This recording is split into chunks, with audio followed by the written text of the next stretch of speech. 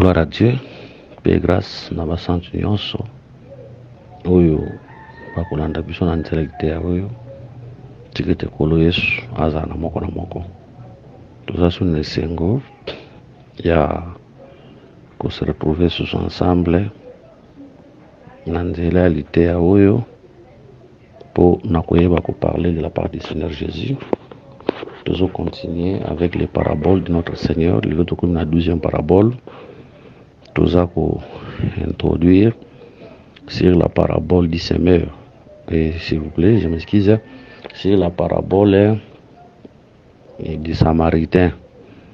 Par la grâce de Dieu, nous allons malembe qui nous toquent aussi le Seigneur. Tout le monde est notre péché. Merci pour ce temps. Tout ce qui est en a bénis ce temps, accepte de marcher avec nous. Laisse ta grâce, ta gloire et ta bonne action à tango. Pour la prochaine Lili, tout déclarons il est sans effet au nom de Jésus. Kumisa kumona tango au nom de Jésus. Amen. Toujours Luc chapitre 10. Tout le monde verset 25. Un docteur de la loi se leva et dit à Jésus pour l'éprouver, Maître, que dois-je faire pour hériter la vie éternelle? Jésus lui dit, qu'en est-il écrit dans la loi? Qu'il y lit-tu? Il répondit, tu aimeras le Seigneur ton Dieu de tout ton cœur, de toute ton âme, de toute ta force et de toute ta pensée, et ton prochain comme toi-même. Tu as bien répondu, lui dit Jésus, va, fais cela et tu vivras. Mais lui voulant se justifier, dit à Jésus, et qui est mon prochain? Jésus reprit la parole et dit, un homme descendait de Jérusalem à Jéricho. Il tomba au milieu de brigands qui le dépouillèrent, le chargèrent de coups et s'en allèrent, les laissant à demi morts. Un sacrificateur qui, par hasard, descendait par le même chemin et a vu cet homme passa outre. Un lévite qui arriva aussi dans ce lieu, le vit, passa outre. Mais un samaritain qui voyageait étant venu là, fit ému de compassion lorsqu'il le vit. Il s'approcha et banda ses plaies, en y versa de l'huile et du vin, puis il le mit sur sa propre monture, le conduisit à une hôtellerie et prit soin de lui. Le lendemain, il tira des deniers, le donna à l'autre et dit, aie soin de lui, et ce que tu dépenseras de plus, je te le rendrai à mon retour. Lequel de ces trois te semble avoir été le prochain de celui qui était tombé le des brigands? C'est celui qui a exercé la miséricorde envers lui, répondit le docteur de la loi, et Jésus lui dit, va et toi, fais cela. Que le Seigneur ajoute l'explication à cette lecture. Gloire à Dieu. Bazotal sabiso un homme abanda ko vivre na Jérusalem. Un homme abanda ko vivre na Jérusalem. Mais bazo ke na Jéricho. Na ko kende na Jéricho. Le biki ya kokwea na maboko ya babriga bakobeta ye. Le biki babriga babeli na ko charger de coups pe batikaki ye demi mort. Babriga yango bakendaki na bango. Sacrificateur mwa wana oleka wana amonaki ye aleki na ye. Lévite moko pa eleki wana amonaki ye aleki na ye. Ntango Samarita ye amoni ye emi de compassion akitaki na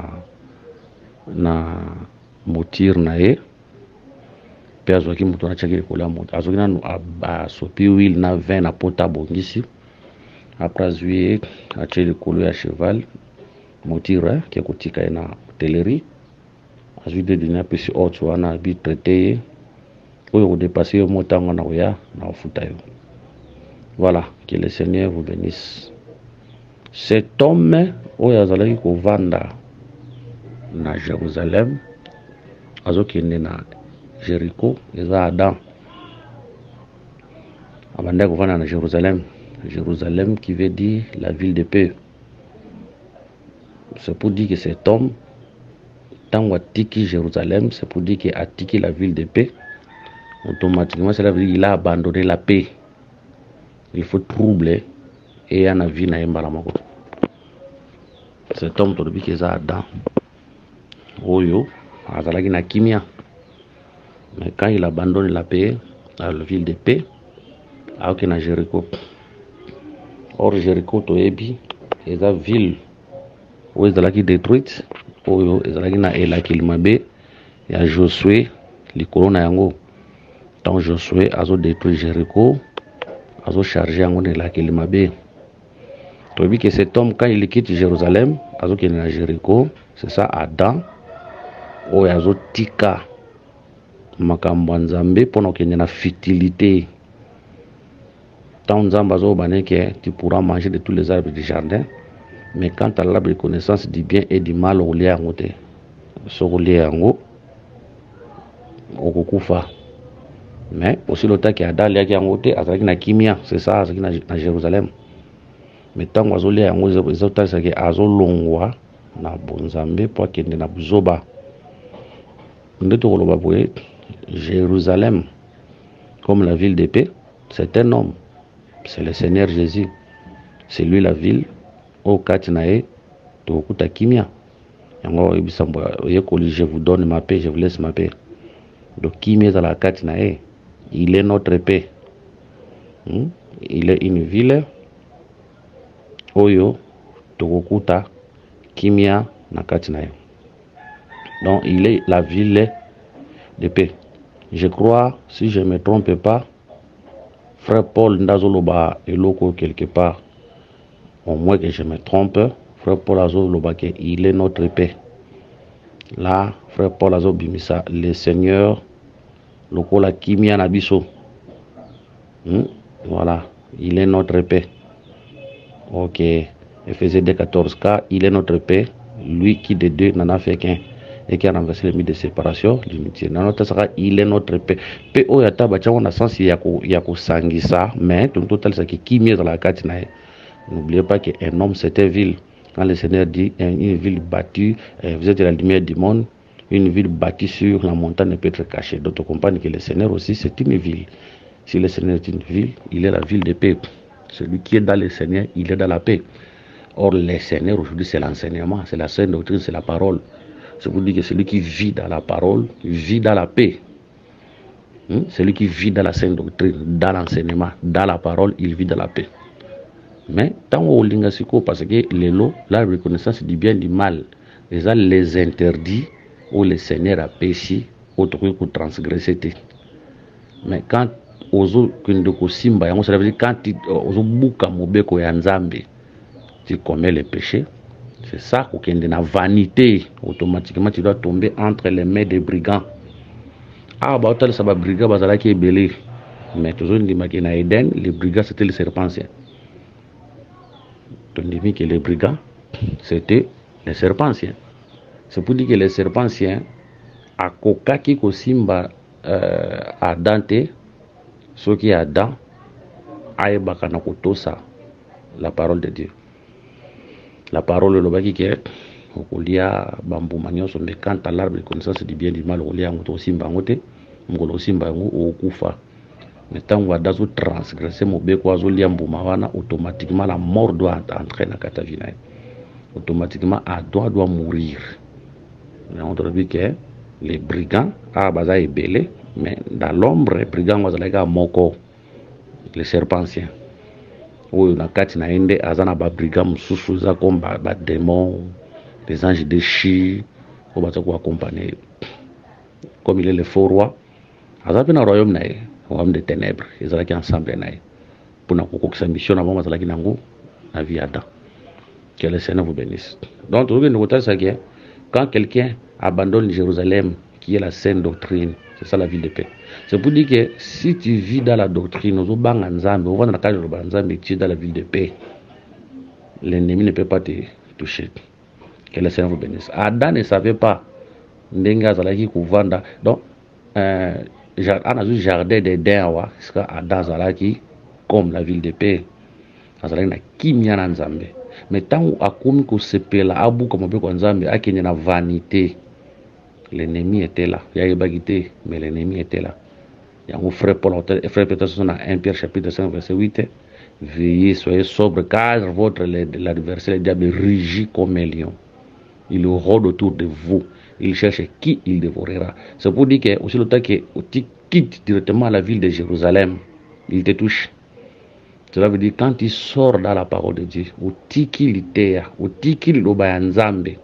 automatiquement, les serpents anciens va te toucher.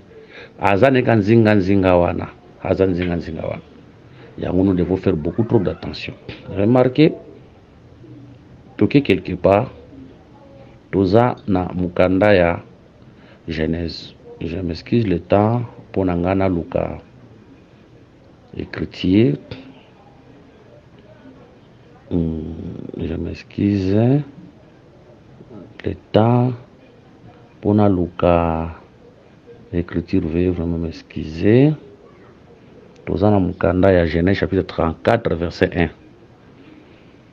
Genèse 34 verset 1.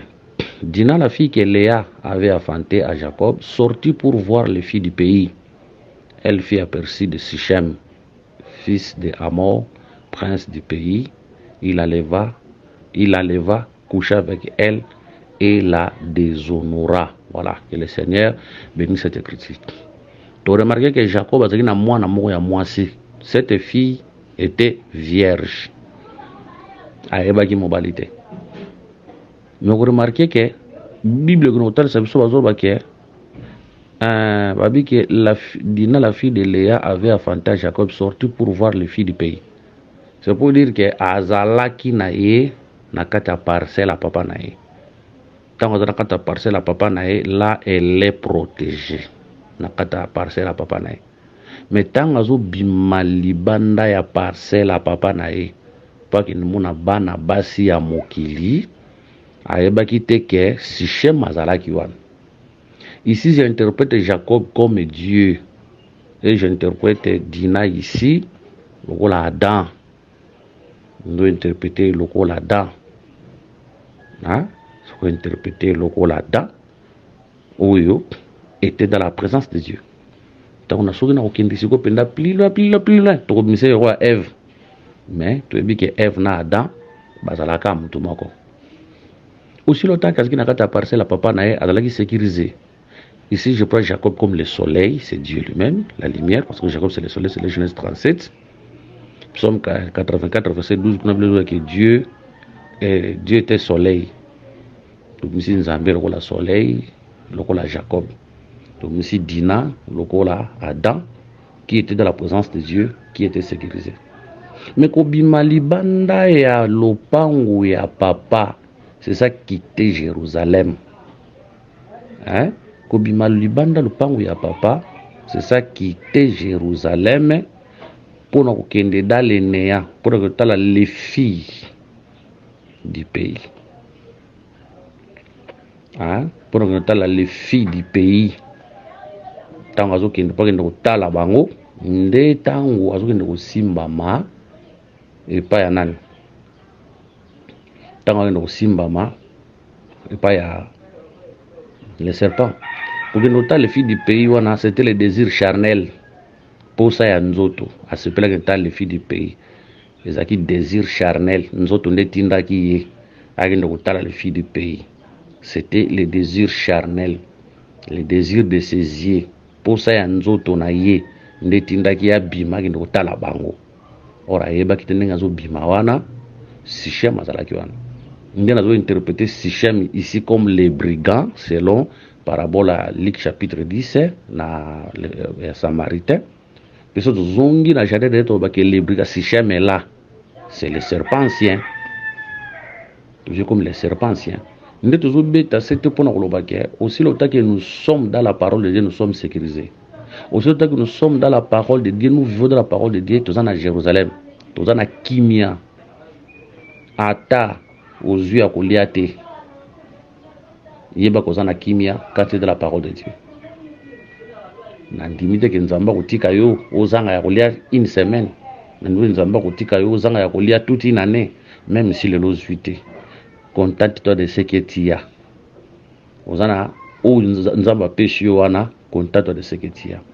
Au-delà, attention, Sichem est là. Ce que vous au-delà, attention, les brigands bazawan. Ce que vous au-delà, les serpents là. Ce que vous au-delà, les lions est là. Selon 1 Pierre 5, ils ont rôder autour de nous, ils ont régir pour te dévorer. Mais ce qui te protège, aussi longtemps que tu es dans la parole, là tu es protégé, là tu es sécurisé. Mais quand une fois tu sors au bimili banda, automatiquement, tu tombes entre les mains du brigand, tu tombes entre les mains du diable. Donc, ce que moi, Nzamba Bengami abattre la litéa. Moi, Nzamba abattre mi abanga Nzambe, abika na kata lilakisi. Abika na kata lilakisi. Là, l'ennemi ne va pas nous toucher. Que le Seigneur vous bénisse. Donc, tout le dit que les brigands, tout à l'heure déjà que c'est homme, toujours Jérusalem, la ville de paix, toujours Jéricho comme le néant, la vanité. Moutouane za Adam, ou yazo sala mouvement, mounien, yazo sala mouvement mouya malamte qui transgresse la loi de Dieu, de les brigands, le diable va les toucher. Toujours écriture mongo, tous en amukanda psaume chapitre je crois 74 verset 20. Ce qui yango te, le quoi tous na fouille à téléphone to luka yango. Le Seigneur a appelé ça, je crois, psaume, ok. Psaume chapitre 74, verset 20, c'est comment nous voyons. Aie égard à l'alliance, car les lieux sombres du pays sont pleins de repères de brigands. Voilà, que le Seigneur bénisse cette écriture. Ah, bah, t'as le ok. Tous en a pays, mais pays en haut, les brigands, balinga kovanda, na lieux sombres du pays. Ce qui te peut interpréter l'écriture, par rapport à l'esprit de cette écriture, l'homme qui na Jéricho, na Jérusalem, qui na Jéricho, par rapport à l'esprit de cette écriture, c'était pendant la nuit. Ils allaient pendant les jours, ils allaient pendant la nuit. Parce que selon cette écriture, les brigands repèrent na bango. Ils allaient gagner, s'il vous plaît, les sombres du pays. Est-ce que Molili est allé? Est-ce que ténèbres est allé? Est-ce que la nuit est allée? N'a qui nous fait ça une écriture pour compléter écriture oyo. Écriture s'il vous plaît. Nous avons fait écriture pour compléter écriture oyo. Toujours dans psaume. Psaume chapitre 54 verset 20. Je n'interprète pas mon bimba écriture parce que bimba mystère penakati. Mais nous avons une pensée. Psaume 54 verset 20. Tu amènes les ténèbres et il est nuit. Alors tous les animaux de forêt sont en mouvement. Oh, voilà. C'est pour dire que c'est pendant la nuit que les animaux de forêt babimaka pour travailler. Donc on a interprété les brigands et les animaux de forêt ndenge moko. Hein? Les brigands et les animaux de forêt ndenge moko ba travailler na butu. Et on te dit que quand les serpents anciens étaient venus, avec na butu. Que quand les serpents anciens étaient venus, avec na butu. Mais tout le but que c'est là qui butu parce que ce côté vers le soir, la voix qu'on y a ou ada ou eti. C'est pour dire que les serpents anciens avec na butu, avec na moi, hein, avec na moi. Mais quand je dis qu'il y a na butu, ici nazolo bango par rapport il y a absence il y a nzambe. Tu dis que Nzamba dans la partout, Dieu n'est pas absent, Dieu est là. Mais quand les serpents anciens étaient venus, dimanche toujours qu'il y a c'est pour dire que Dieu, Nzamba dans la guerre, n'étant où yaki.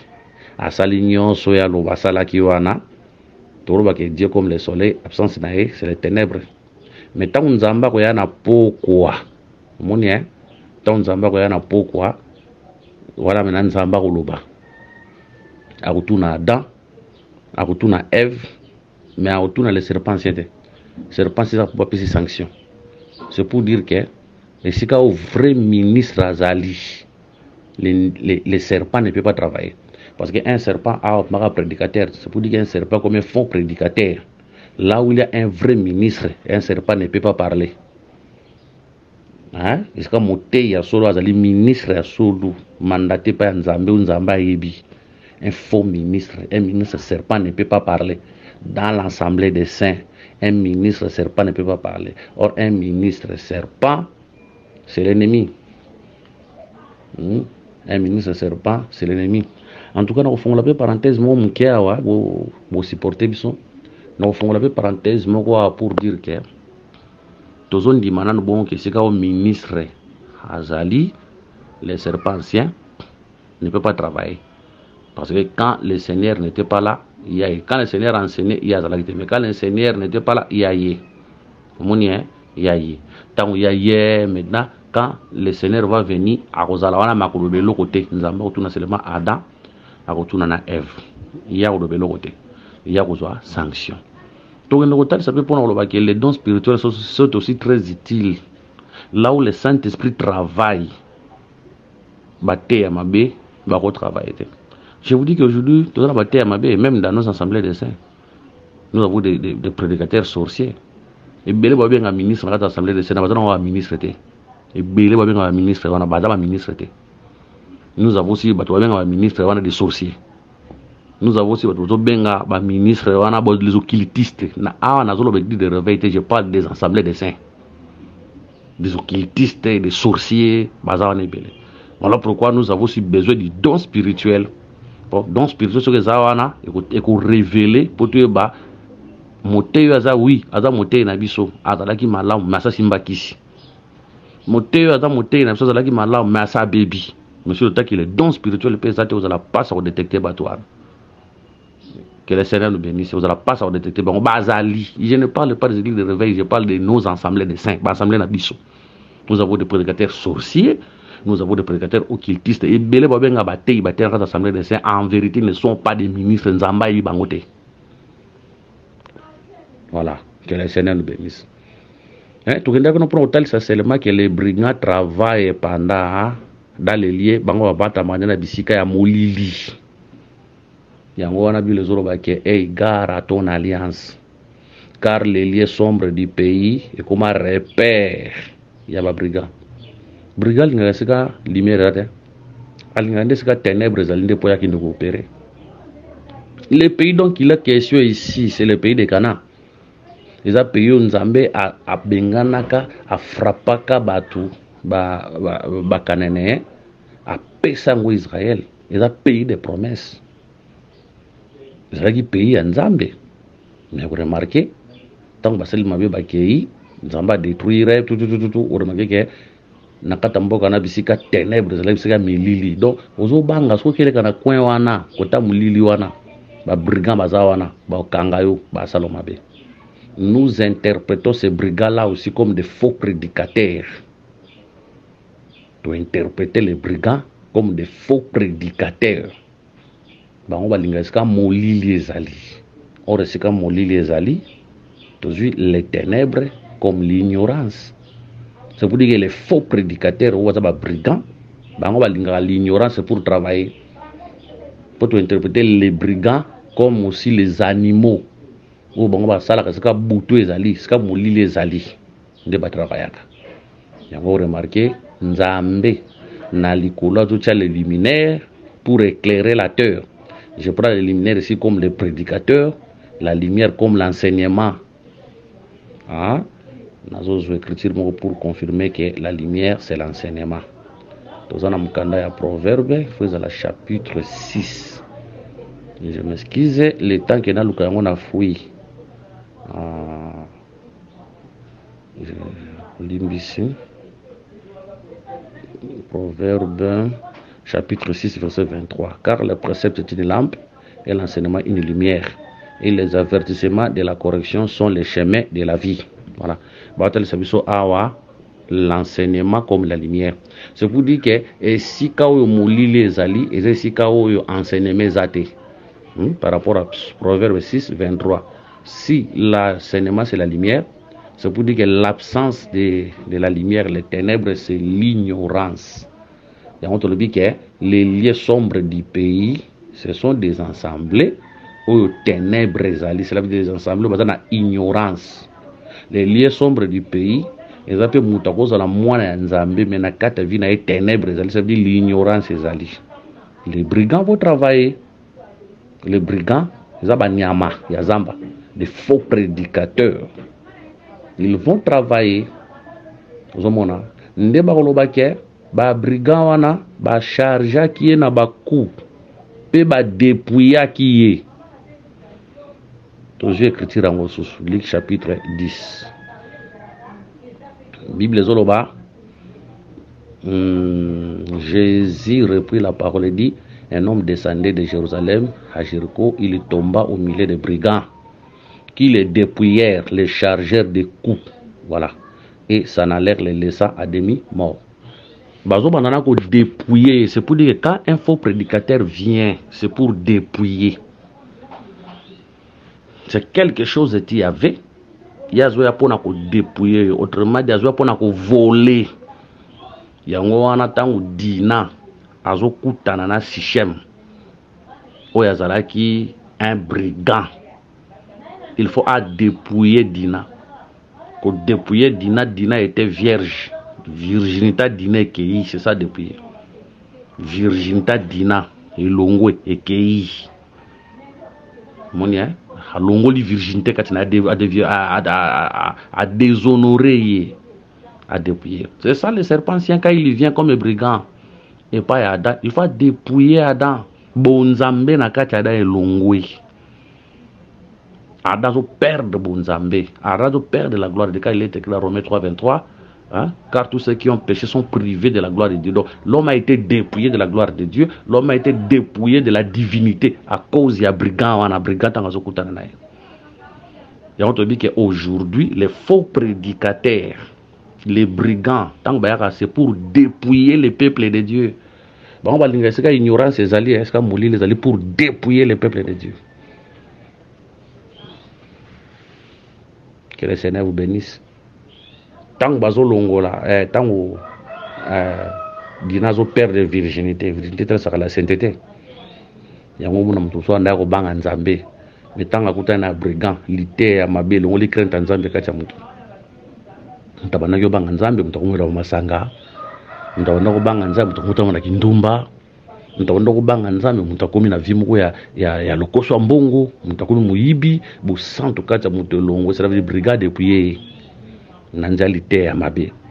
Une mauvaise prédication a pour objectif dépouiller le peuple de Dieu. On a bien, mais on a bonzambe kata mutuelle sous-souté, mutakomi mopagano. Bonzambe kata mutelongwe. Pourquoi? Akutana brigand, un faux prédicateur. C'est ça. Nous savons coucher avec les femmes à l'église, les sœurs à l'église. Bango msana bango yangwana. Kupimana ba sœur, wara msana ba brigand. Des faux prédicateurs. Ça, c'est leur travail dépouiller le peuple de Dieu sur les plans financiers. On va faire un bon du 1er janvier au 31 décembre. Chaque jour, à qui tu vas faire un bon. Donc, on a besoin de l'église. Ici, la carte.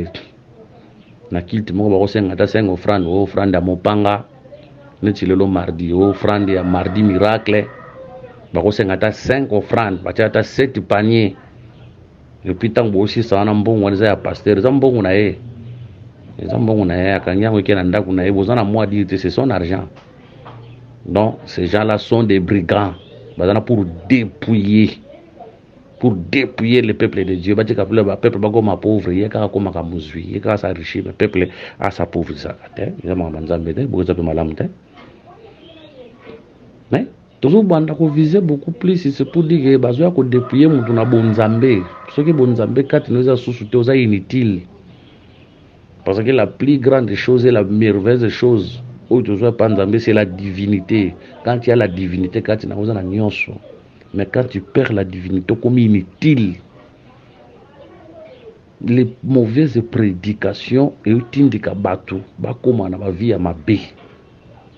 Les mauvaises prédications et utindika batu bakoma na vie ya mabe. Un mauvais prédicateur, un brigand, tant kutani na ye. Voilà pourquoi nous devons chercher la lumière. Voilà pourquoi nous devons chercher la lumière. Ça, la lumière, l'ennemi a osakana na peuple. Donc on dit que c'est au milieu des alliés, c'est là où il y a l'ignorance, c'est là où les brigades travaillent. Directement quand on va les ténèbres, c'est pour dire que les luminaires, or qu'on le la luminaire, c'est ça qu'on le la montée. c'est pour dire que c'est monter à solo azate les faux prédicateurs bakokota pe bako travailler pe bako sala oyo bango balingo sala. Voilà, que le Seigneur vous bénisse. De une introduction, il y a parabole du Samaritain. Par la grâce de Dieu, prochainement tu vas continuer les colo ya parabole du Samaritain. Voilà, que le Seigneur Jésus-Christ vous bénisse. Nous soit contact des plus 243 99 88 77 333 plus 243 84 22 64 114. Paix en Christ. Nous prochainement la continuité à cette parabole où il y a Samaritain.